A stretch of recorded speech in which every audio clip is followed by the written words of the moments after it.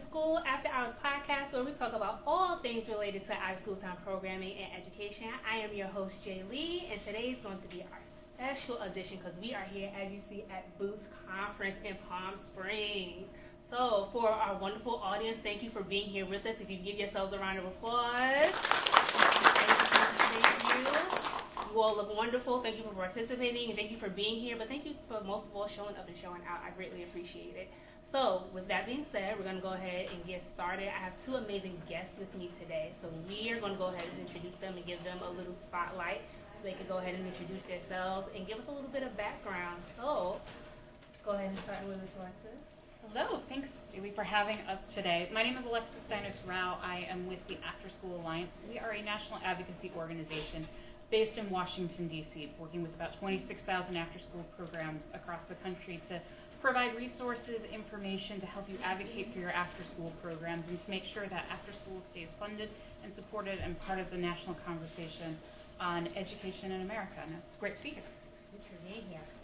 Great, and my name is Ben Trentelman. I'm the Executive Director with the Utah Afterschool Network. We're a statewide support for after-school programs all over Utah, where we provide them with technical assistance and coaching. We hold our statewide conferences, and we're a statewide advocacy organization and NAA affiliate as well. So, very excited to be here. Awesome. So, for our show, we usually start with our Community Corner. For those of you that may not know, our Community Corner is basically a segment of the show where our guests can share a little bit of information about out-of-school time programming. There may be something that's innovative that's happening, a tip on a particular topic, or all things in between. It's basically general information that we feel people should know within the community. So, our Community Corner question for you all today, if you're ready, is can you tell us what standards you all believe a program should have in order to be considered a high-quality program? Whoever wants to start. Absolutely. I'm happy to jump into it. So basically, before serving as the Executive Director at UAN, I was the Director of Operations, where I oversaw all of our continuous quality improvement efforts for the whole state of Utah and worked with both state agencies that fund after-school programs there. And so I spent a lot of time thinking about quality. And basically, there are a few key areas that we're always looking for, as far as safety being the first one. If we think of like a hierarchy of needs, that's your foundation of your house, where you make sure that the program is safe, the kids feel safe, the staff feels safe, it's an overall safe environment, and then you can start building up from there. So we also look at the infrastructure that's in place for positive relationships, how the staff are interacting with one another, how the kids are interacting with one another, how the program is interacting within the community that they're serving. We look at the learning environment, how conducive it is to kids' learning skills, trying new things, what type of learning atmosphere there is for the staff that are in the program, that there's an overall culture of continuous learning for the staff there as well in their professional development. And then lastly, we look at how the program is administered. And these are like really big buckets. There are all kinds of things that involve quality that are encompassed in all of these things.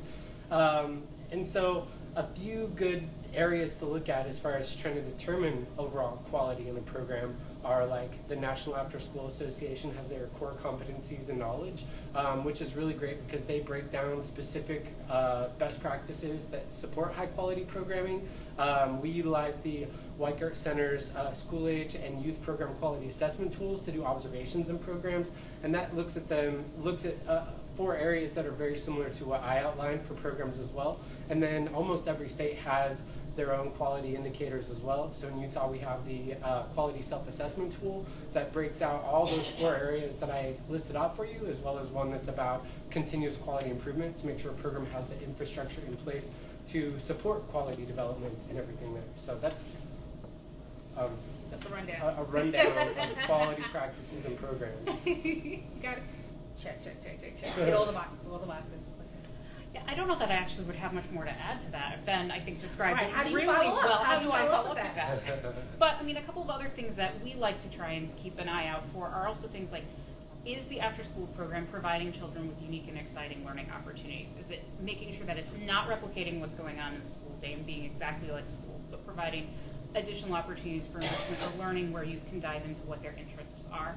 As well as, making sure that there's a variety of things that youth can participate in. That's not just explicitly a tutoring program, and that's the only thing students go to, or it's just homework help, but rather they can participate in something that's arts related or robotics or STEM or whatever they might be interested in. And then the other thing is, are youth offered a choice, and are they allowed to express their voices and be able to have a say and a stake in the program as well, because they are the consumers of that program.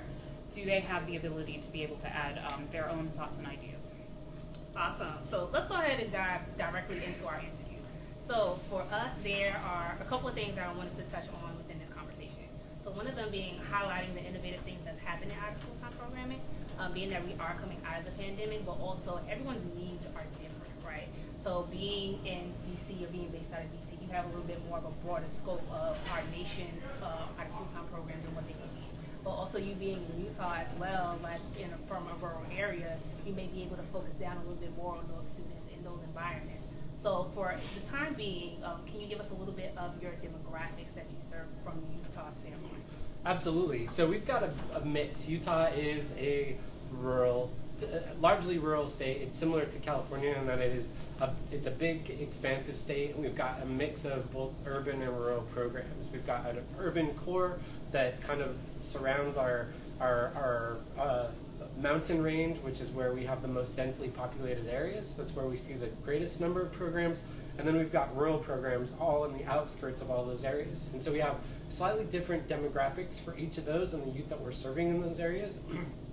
In our urban areas, we have more of a mix of more diverse populations that are there. We have a number of programs that are school-based that are serving kids in Title I schools. We tend to see a larger number of minority students in those communities from lower to middle income ranges that are being served the most in those programs.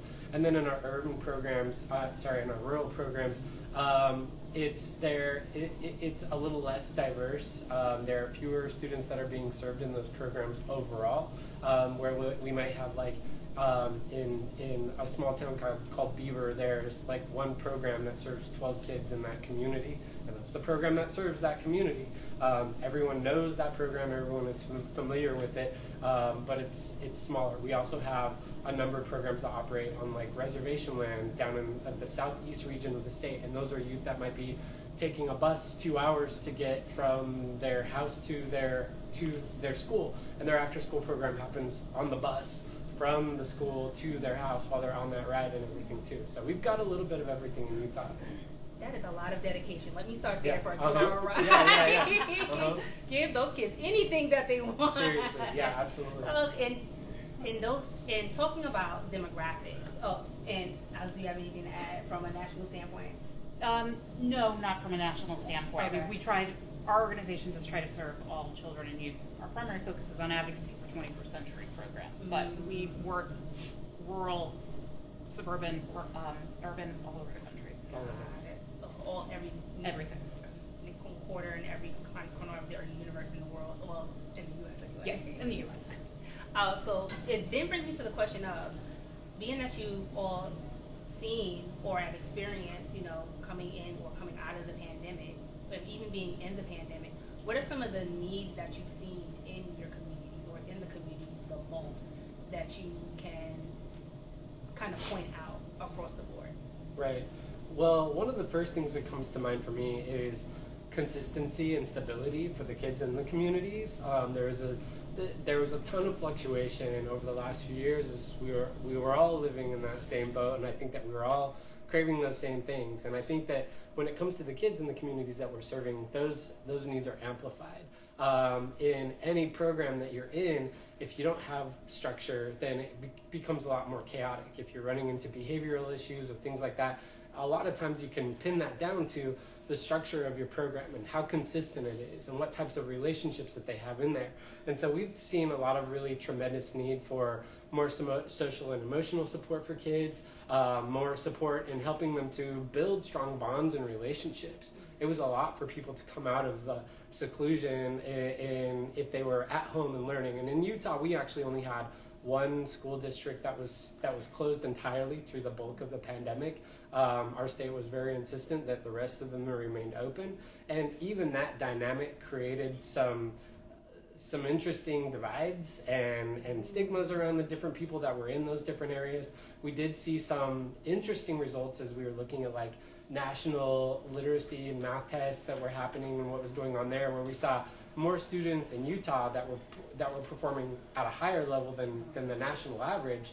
And that was kind of one of the things that we were looking at is, well, we insisted on not closing down our schools, and so we didn't see the same academic losses, but then we also had a lot of really hot zones for the virus and a lot of transmission and a lot of denial of that and everything along those lines too that caused some issues and things like that. So really we've seen a lot of that. When I think of some of our biggest needs that we're looking to address, we're looking at the staff in the programs. We're looking at what the workforce is like right now within our programs and a lot of the struggles that we see there. And those all feed into the things that we're seeing with kids. Like I said, what we see in the kids is mirrored by what we see in the adults in our programs. And we're dealing with all the same struggles that those kids are. We just have a lot more responsibility in how we're supposed to handle things, given the trauma that we've endured or the feelings that we're having about things and everything along those lines. So we're still having those same thoughts and feelings and anxieties, but at higher stakes. And we're also helping guide kids through this process of understanding these new feelings and trying to reacclimate to society while we're also trying to do that ourselves. And so it's really difficult to try to mirror that for someone or to model that for someone when you're still trying to figure out exactly how to put one foot in front of the other, you know? Yeah, the staffing is definitely one of the biggest challenges I think the after-school field nationally is experiencing, as I'm sure all of you in this audience here are seeing that in your programs on a daily basis. I mean, everybody is struggling to hire, but it seems to be a bigger challenge within the after-school realm, trying to find people who are interested coming into work with these programs. And so you're starting to see some interesting ideas, interesting innovations emerge as to, okay, how do we get people in? Do we try and lean a little bit more heavily on national service, see if America can be more of a source than perhaps it has been in bringing in staff? Do we look at apprenticeship programs and actually start tapping into our high school youth, giving them opportunities? There's a couple of sessions that are at least a session here, and I've seen a couple of programs across the country where they're setting up apprenticeship programs where the after-school program is working with schools or a school district to say, okay, if you've got high school students that are interested in education, after school is a great way to expose them to the field. It gives us some additional staff. We can work on training them. Perhaps they can earn credit for participating in those opportunities and be able to help support our programs that are desperately in need, and give them a paycheck too. Give these students a paycheck as well, pay them for the time that they're dedicating. So we're seeing some examples of that pop up, but that is in most of the recent surveys that the Afterschool Alliance has put out, staffing comes back as one of the primary issues that programs are concerned about. Mental health, social emotional learning, all of those aspects as well. The other thing is program sustainability. There's been a huge investment, at least from the federal level, and in many states as well, over the course of the last couple of years because of concerns about learning loss. How do we get children and youth back up to standards in the wake of the pandemic? There's been a lot of money that's been pumped into education, and quite a bit of that money has come down through the American Rescue Plan to after-school programs. Not every program has seen this, not every community has seen these funds come in, but many have. And programs are utilizing those dollars, but they're not going to last forever. So now there becomes a concern about how do we make sure that our program stays sustainable? Where do we go out and find funding? And there are several states that are looking at trying to create some kind of funding stream to try and help support after school, such as what California has long had here.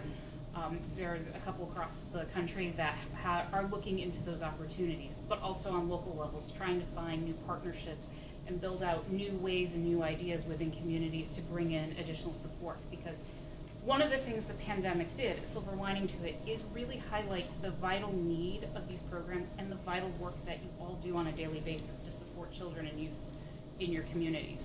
People recognize that. We're seeing that in surveys that we have put out. We did some polling after the last election, and it's unanimous, it's bipartisan, that people really do see that these programs are important. So how do we continue to support them, because they do fulfill a need in their community? Have you seen anyone put some things in place? And I know it's still a little early, being that some of us, this is our first year completely back into school and high school program. But have you seen anything put in place that has kind of been successful or been promising? the things that I've seen have really come down to benefits for the staff that are in the programs. You know, I think that there's a lot to be said for looking at younger groups, looking at these becoming opportunities for high school students that are entering the workforce.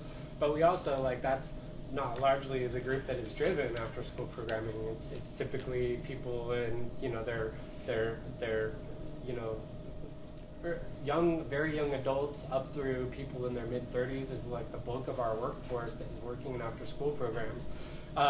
It's difficult because they're part-time, low-paying positions that we're trying to professionalize, that we're really trying to emphasize that it's a career opportunity, but there are also those limited opportunities to step up into those things. So what I've seen that has been most successful so far has been where programs are able to increase wages for their staff, find additional funds to create competitive pay for their staff, so that we are not competing with, you know, Wendy's or Chick-fil-A or something like that, that are paying wages that are higher than a lot of the staff in after-school programs.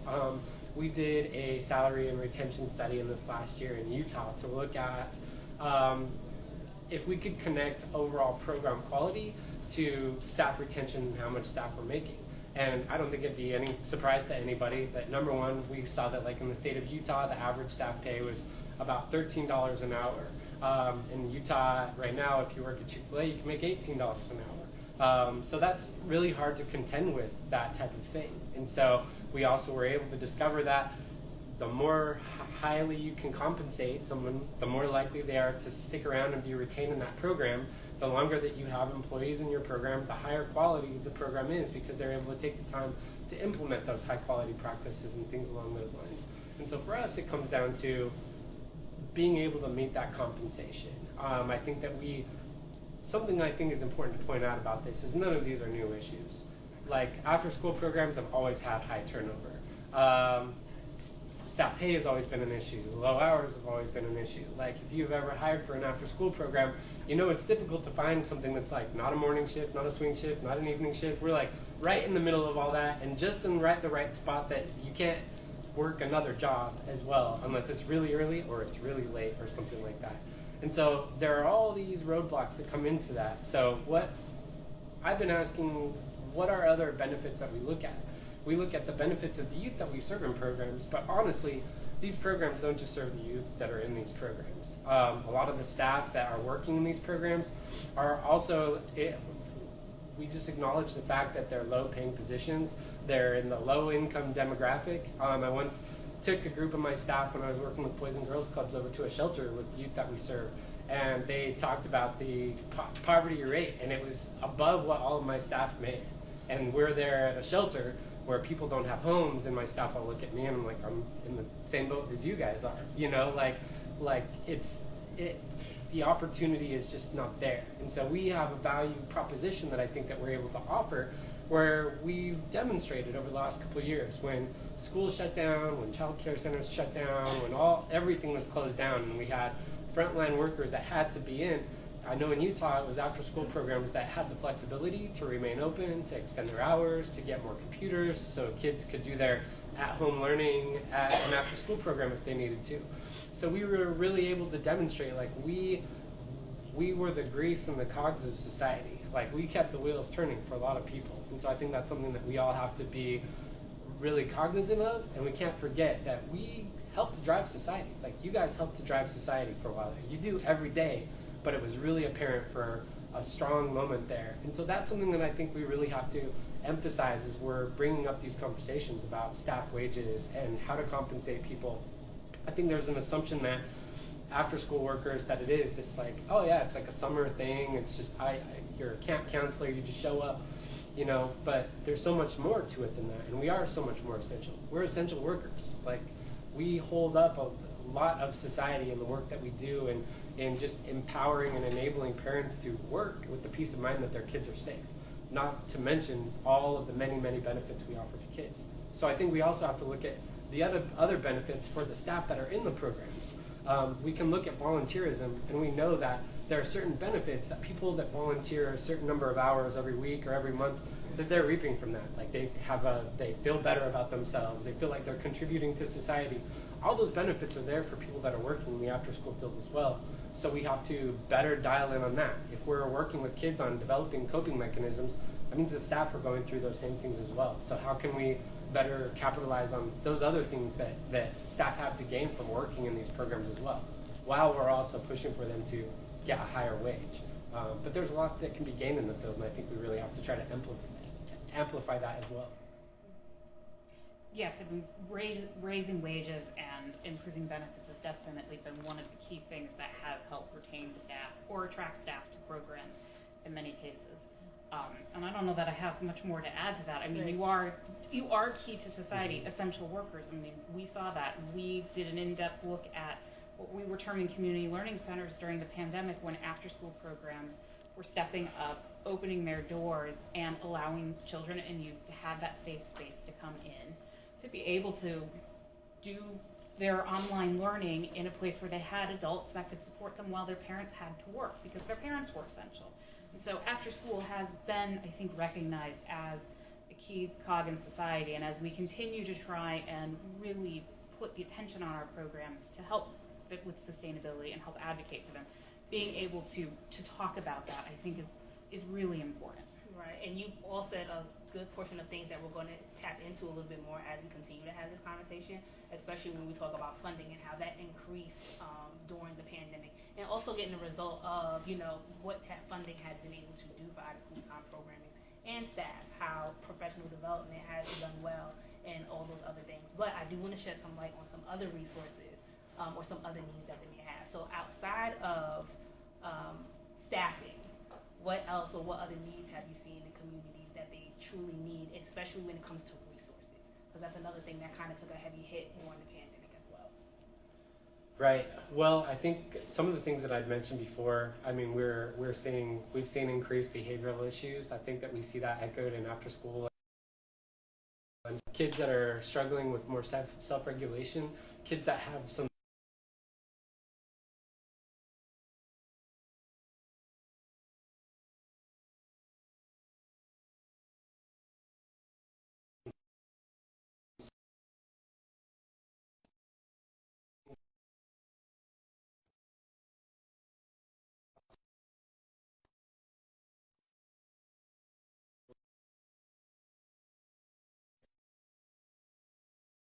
take care of younger siblings because parents can't afford licensed childcare for their kids or something like that. So you have two kids that are at home alone, that are essentially latchkey kids that aren't reaping the benefits of these programs or of that licensed childcare and the environment that has to offer them, and things like that. So I think that there are a lot of struggles. I think that after school is also reflective of society at large. If we're seeing people struggling with housing, with affordable housing, then that's something that we see in our programs. I think that there are many more programs that are serving youth that do not have homes, that receive their meals from those programs. I know when I ran that Boys and Girls Club program, a lot of the kids that we had that were at that shelter, they got breakfast and lunch from school, and they got dinner from us. So they got 3 square meals a day from their school or their after school program, because there wasn't other food that was out there. And I know that that's something that is weighing very heavily on a lot of families right now as well. And so after school programs, kind of like what we talk about with what happens with school day teachers, where they're teachers and social workers and counselors and doing all these other things, I think that we're seeing that same kind of compound happening for after school providers as well, where you're a jack of all trades and you're wearing many, many, many hats. We wear a lot of hats in the after school field as well, but I think a lot more of those hats are supporting the emotional and mental well-being of kids that we serve, more so than we had to before. Yeah, I mean, and it's experiencing burnout. I mean, we've all been through probably some of the most difficult circumstances as a society that our country and our world has been through in quite some time. And as after-school program professionals, we're providing, not only having to take care of ourselves, but taking care of our children and youth. We do this because we care, and we care about their emotional support. So it's trying to make sure that there is something that, whether it's making sure that there's time or the ability to access counseling or some kind of support for our workforce as well, because we all need to decharge and understand what we've just gone through and be able to continue to support our children and youth. I'm going to say it again because it's always the thing that is a challenge, but it is the funding piece is another huge resource. I'm just looking at some numbers that we had in our latest COVID survey that we did a couple months ago, and I asked if, has your cost per child increased, and 52% of the respondents said yes, it has. Very few people said it decreased. I mean, we see it when we go to the grocery store, the inflation costs, and it's staffing, inflation, the cost of supplies, the cost of food, the cost of transportation. The respondents to the survey said all of those things are putting pressure on the cost it is for them to serve children. And the concern with that is, well, if all of these costs are going up and our funding doesn't really, or our funding starts to drop because the additional money. And with those issues or those challenges being presented, have you seen anyone kind of tackle them in a fundamental way to where it could be like, oh, this is something different? Like you said, looking into our youth for hiring, giving them opportunity to kind of learn a little bit more about the field, but also provide them with a paycheck before their time. So this is something that they can actually make up in their mind if this was something that they want to really go into. Why? Because they've had that experience, and it's also given to them as, like you said, college credit. Going into them, getting a little bit more experience, not just life experience, but also school and academic experience at the same time. So have y'all seen any innovations to kind of tackle any of these issues that we brought up? I think for me, it's really been about the how we look at employing people, how we look at what the field looks like, taking a look at other things that were kind of off our radar before. I was in the session I was in earlier today was talking about, we talk about trauma-informed care for youth, but this session was focusing on utilizing trauma-informed care for staff, and talked a lot about the fact that as after-school staff or educators, we inherit a lot of secondary trauma, and so we are on the front lines working with these kids, and we are seeing everything that the kids are going through, and we're experiencing that along with them, and we're internalizing that, and then their trauma turns into our trauma, or we also have our own trauma already that comes to the table. So you've got like this excess of all of these other bottled up experiences and feelings that are really difficult to work with.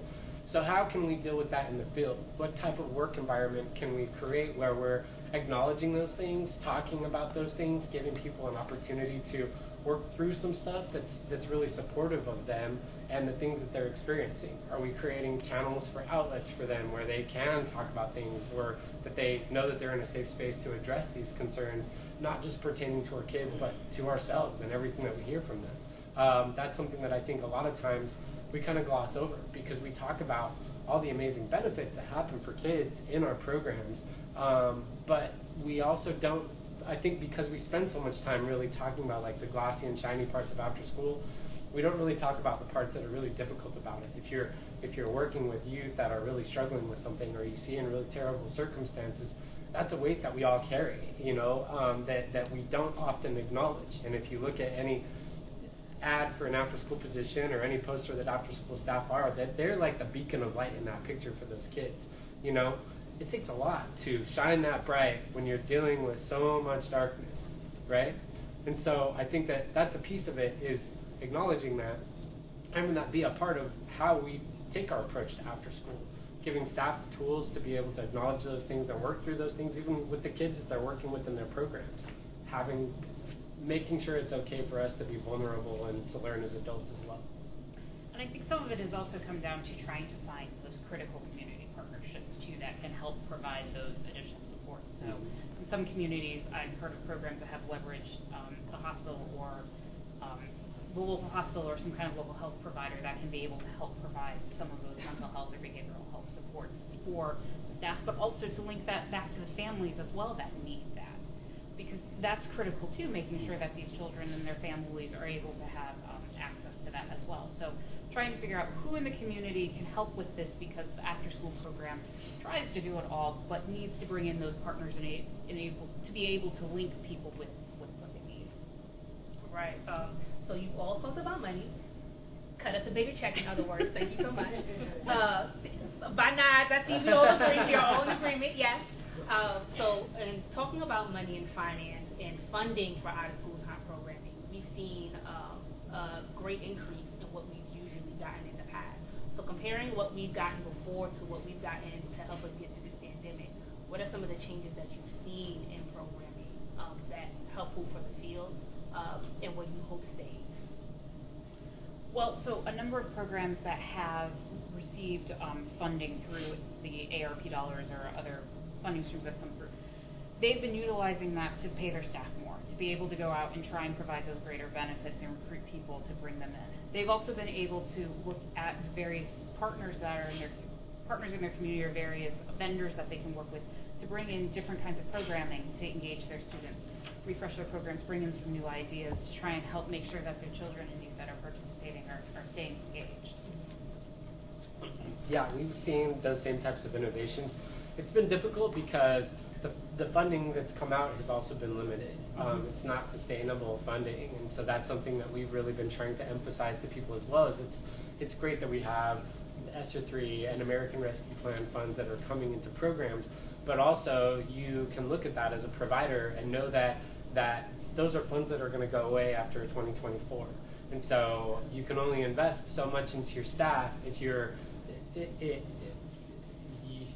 it's really difficult because you want to create additional access, you want to be able to compensate your staff at a higher wage, but if you're not able to close that funding gap as that money starts to go away, then you're faced with the possibility of having to lay people off or to more limit your ratio of your program again or things along those lines. And so we're trying to really make people understand. And I know in Utah, when we've talked about this during our legislature, we talked to policymakers. They're like, "Oh, you guys got all that money. We heard about it. You guys are good for a while." And we're like, "Well, we're good for like right this moment, but also like just because your fridge is full once doesn't mean you never go grocery shopping again, right? You have to keep putting more food in there, otherwise you run out of food, and then you don't have anything to eat." And so we've been trying to emphasize that like this is nice, but we need this to continue coming. And also, we still have like in Utah, we still have 1 in 8 kids that has access to a program that would utilize one if they could. And so there's still a huge gap when we have this influx of funding. And that gap was there before, and the gap is there right now. And so there are still a lot of issues that we're faced with that, where we had this influx of funding that came in. We were able to see some increases for staff, but not statewide. It hasn't been equitable throughout the entire state. I'd say as far as like advocating for how these funds are spent, it needs to be spent more equally throughout an entire state. In Utah, as we look at it, we have, our State Board of Education was able to grant American Rescue Plan funds out to programs to fund after school and summer programming, which was amazing. But then there's also another allocation of that ARP funding that comes to your state. And those are funds that your municipality can determine how it's spent, or individual school districts can determine how that's spent. And we only have one school district in Utah that has utilized those ARP funds for after school or summer programming.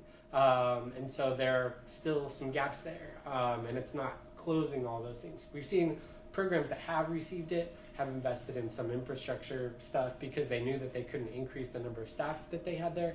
So they're like, cool, let's fix up these 2 vans that have been broken down for a while, or let's take care of these other needs. So they're still increasing their capacity, they're still making strong investments in their program, but it's not sustained, it's not ongoing enough to meet the need that we have for programs in our communities. Right.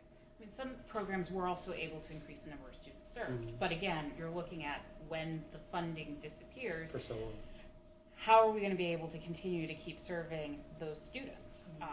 Or do we have to try and find ways of cutting things elsewhere? So it is a challenge. Some states have been better at distributing these funds than others. Some school districts take a look at this and say, great, this is fantastic, we're going to do high impact tutoring and that's it, and completely leave after school out of the equation. Other communities are like, we can put this into creating a really exciting and holistic summer learning program and bring in partners, bring in others from the community, bring in the after school community to be able to serve these programs. So it's been it's a very wide range across the country. It is something that we at the Alliance have been tracking and have on our website a map that includes success stories to try and highlight, where the money has been going, and it's all over the place depending on the community that you're in. Right. So have you all seen any specific programs that you want to highlight that you feel have done like this is new, this is great, but this is also in some ways it may be sustainable if you keep the way it is or tweak it a little bit. So that moment of highlighting and celebrating. Have you seen any programs do anything close to that?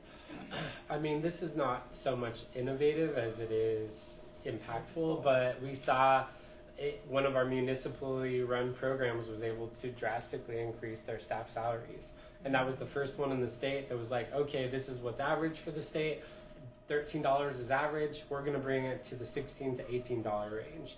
And so once they did that, then other programs were able to start leveraging that and saying, look, we're going to lose all of our people to this other organization because they're still struggling to hire people when they're paying them at this higher rate, but we're paying lower than that. So we at least have to match what they're paying. And so once that one program was able to increase those wages, we saw like a domino effect around the state of other programs starting to pick up on that. And then it got to the point that city-run program again increased their wages by another $2 because then it got leveled throughout the field. So that's how they were able to remain competitive. And so that's something that's really good there. A couple other things that we have seen that have been good and innovative as we continue to talk about staffing struggles is we've got some strong regional networks around Utah. And this is a group of providers in one specific region that are collaborating on things. So in Salt Lake County, we have 20 different organizations.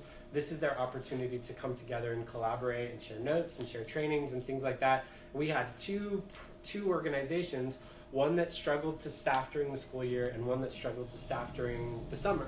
And so they partnered up and said, okay, cool. When we close for the school year, we're going to send all of our staff to you guys to work during the summer.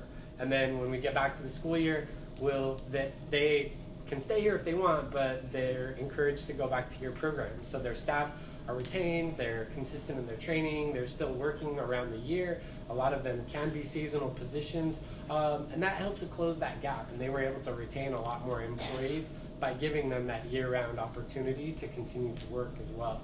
And so we'd love to see more collaborative opportunities like that as well. This is not so much an innovative idea, but I think it was a really good example, and I'm hoping I'm remembering this correctly. But I ran across a program recently, school district in Connecticut, where they were able to receive ARP money for the state, and they decided, we're going to start a summer learning program. We haven't had one in 10 years. And so we're going to do this, we're going to create this, it's going to be fun for the kids. The superintendent got really involved and excited about this, agreed to teach one of the classes. He's doing some writing thing. And he tried to encourage other teachers, and other teachers are like, yeah, sure, we'll get involved in this. We're going to teach what we want to teach, what's fun and exciting for us, and get our kids interested in this. And so that, that summer we're going to be offering field trips. We're going to be allowing students to pick and choose kind of the courses that they're interested in taking, so that the youth have some voice in that as well. So not necessarily innovative, but it was just that there was an enthusiasm in the community. And not off the top of my head, I can't remember any specific examples, but I do know that there are some programs out there that are thinking along those lines and trying to find ways of how can we create something that's engaging. Right. Lost my train of thought, y'all. So going back to, and what it sounds like is a lot of collaboration taking place in this process. Mm-hmm. So going back into the communities and seeing if they can help with the school needs or with the program needs, and see if how they could come in and be an aid in whichever capacity that they can. So with the collaboration that's taking place and that's happening, what do you hope to see moving forward in the future? Let's say that we don't get the big spending money that we have been getting. So right. How do we begin to make this relationship obtainable to where it could continue to go further down the road? And it doesn't have to be well, I guess we stop here. We try. Right. Well, I think a lot of it does come down to those opportunities for collaboration. And basically, something that's great about after school is we've got the biggest table, we've got the biggest umbrella. There's room for everybody under our umbrella. And so we have a lot of opportunities for connections to other fields and other industries. And so basically, if we're looking for that amazing funding opportunity, it would be great if we're to come from the federal government and they're like, Secretary of Education is correct, every kid needs access to this, we've created the infrastructure, every after school program is free for everybody.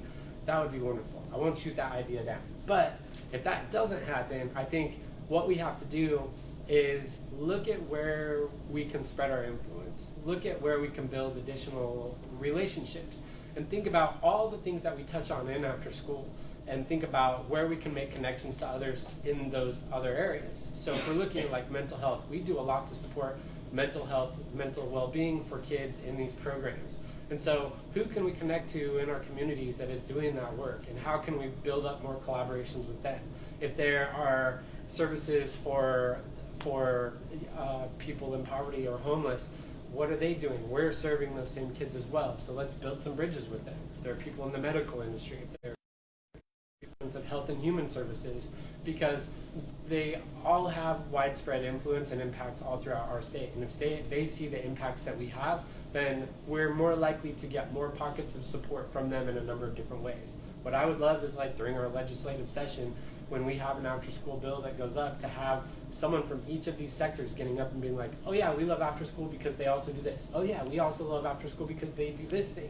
Because I think there are a lot of assumptions about what happens in after-school, and really after-school is so much bigger and so much more vast than any assumption that anyone can make about everything that's happening in those programs. And so I think that we need to spell that out, that we're not only invaluable and indispensable in this one way, but we're indispensable in 50 other ways too.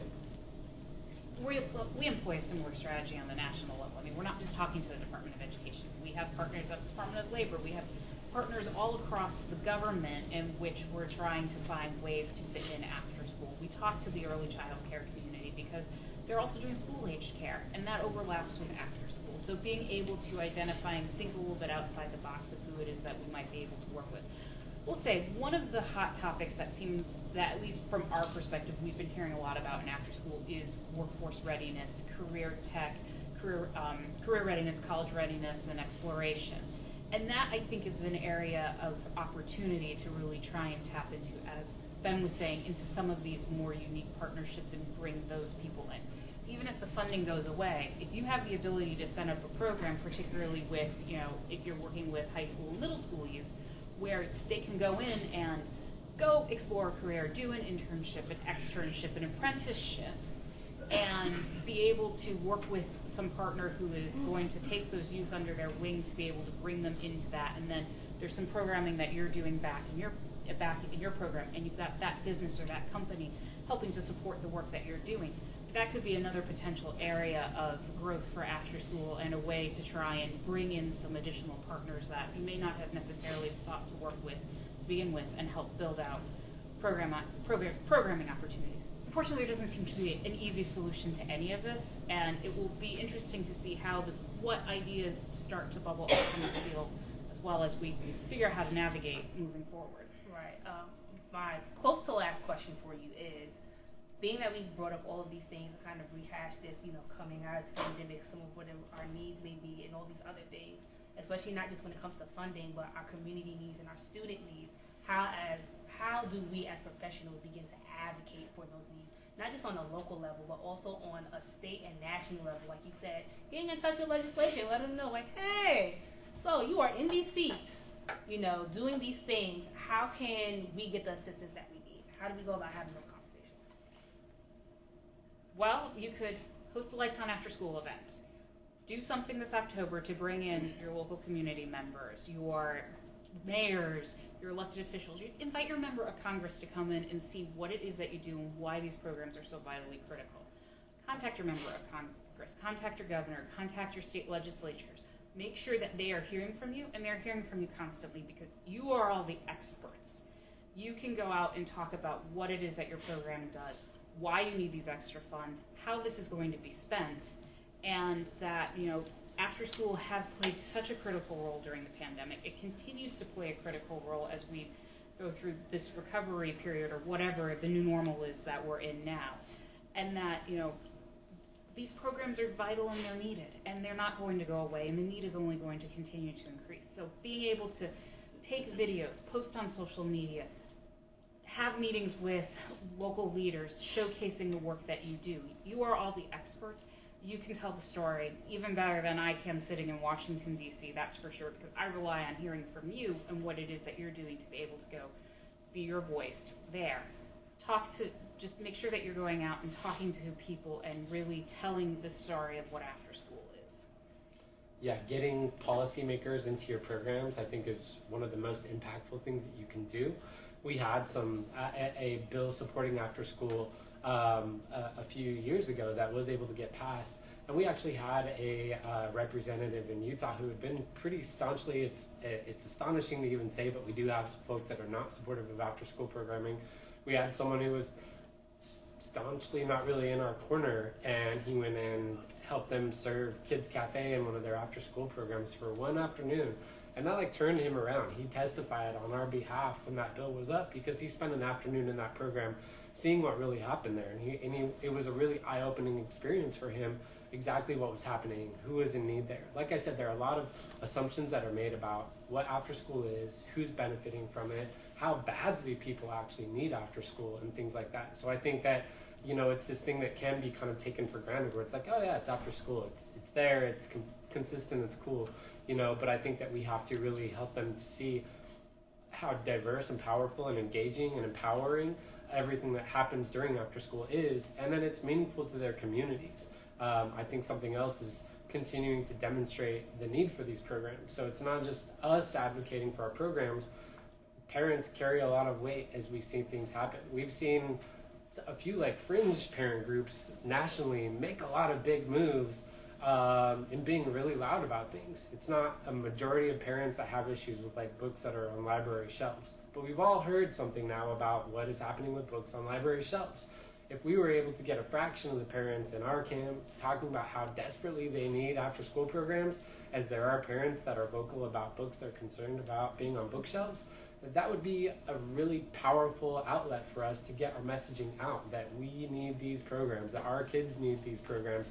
If we were to get employers to talk about the fact that it's my employees work better knowing that their kids are someplace safe, they're able to be more committed and more productive in the workplace, that says a lot when you have people that are generating economic movement in a community, saying this is something that we need and able to remain solvent in this community, to be able to support our employees. We need this type of infrastructure here. So think about who can advocate for your programs, think about who should be in your program, and show them what's going on. You've got something cool happening, I know it, so show them. Can I add one more thing? Sure. Also, youth voice. Make sure you get your youth out talking about the programs. They're clearly the most important stakeholders in this entire process because they're the ones that benefit from these programs. They also have a lot to say. And they are, in some cases, your best advocates to bring on meetings, to show somebody around your after-school program.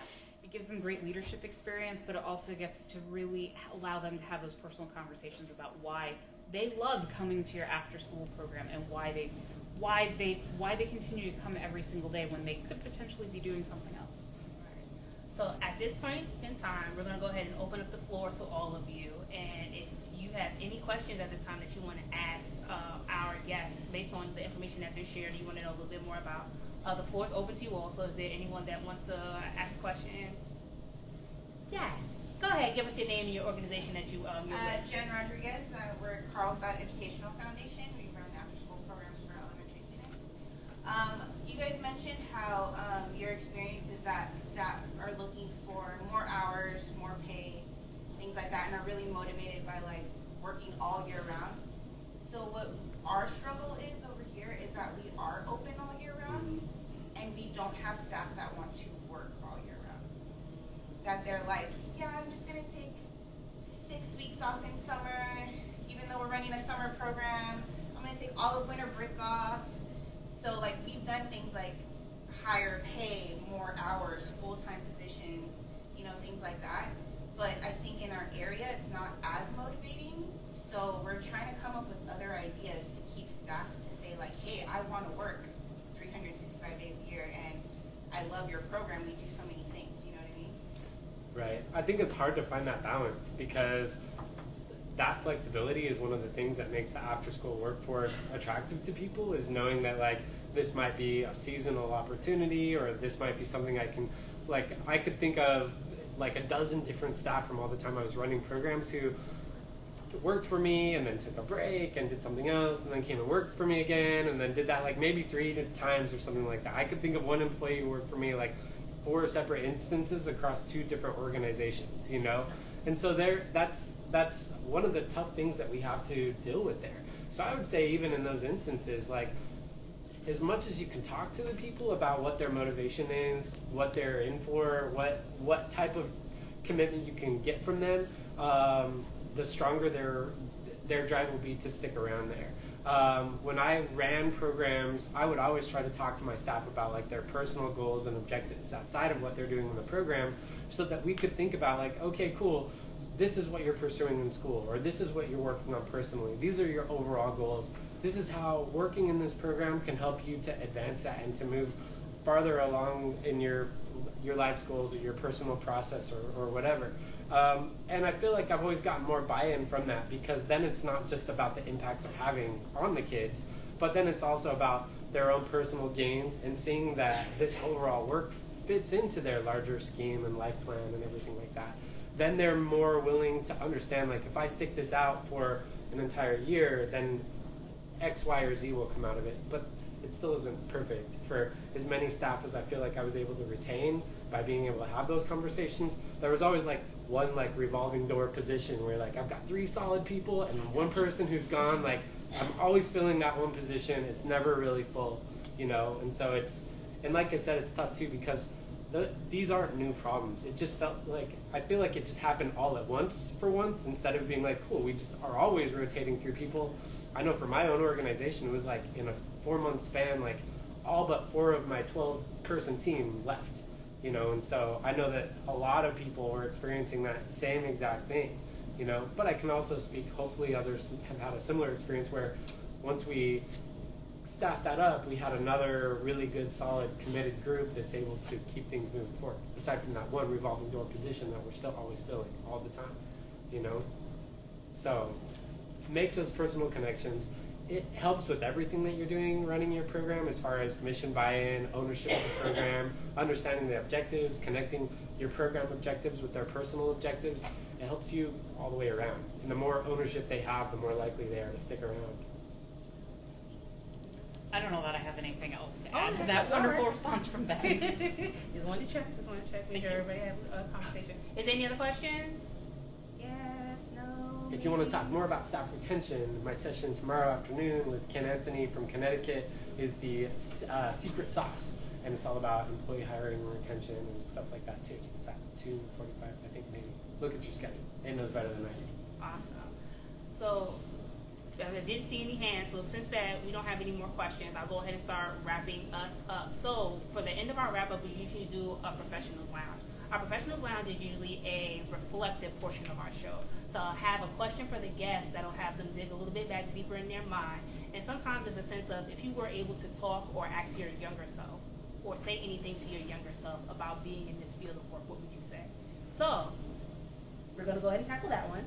So my question for you for Professionals Lounge is, what best advice would you give to everyone in the audience, or anyone that's interested in out-of-school time programming? What is the best advice that you would share with them to help them not just grow as individuals, but grow in this profession? The first thing that comes to mind for me is that it's an opportunity to follow your passion. It's an opportunity to not just expose kids to these amazing ideas, but to expose them to the things that you care the most about. That's something that I absolutely loved about being in programs, was like, cool, I like to drum, and now we drum with the kids. I like to paint, now we paint with the kids. You know, and so that, I feel, it's easy to try to do the thing that you think the kids will think is cool, but what they'll be most into is seeing the passion that you have. And I think that we all have something that we all care a lot about, that some person in our life exposed us to. And it was their passion of that thing that made you go like, what is that thing that they care so much about? Maybe I'd be into this too. And then sharing that thing. So share something you care about, and that will carry you a long way. Be earnest in it and be a big nerd about it, and they'll love it. Ben, you stole what I was going to say. I could say another one too. But another thing is, one other piece of advice I would say is make time for yourself too. Because we are also passionate about this work. We pour our entire selves into this because we care about the children and youth that we serve on a daily basis.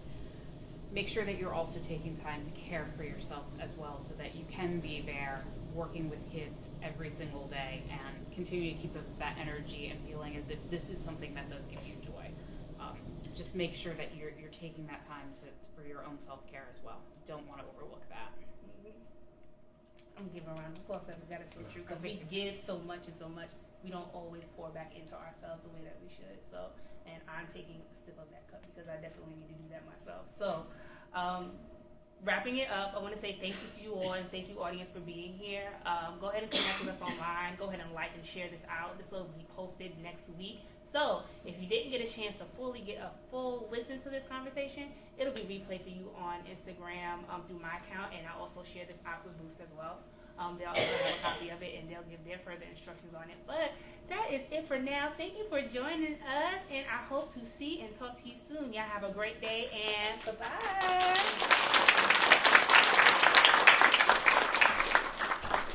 Well, everyone, that brings us to the end of our show. If you liked what you heard and you enjoyed our conversation, make sure that you're following us on YouTube, but also hit that like button so we know what you are enjoying. You can also find us on other podcast platforms like Apple Podcasts, Spotify, and Google Podcasts if you want to listen to our audio version as well.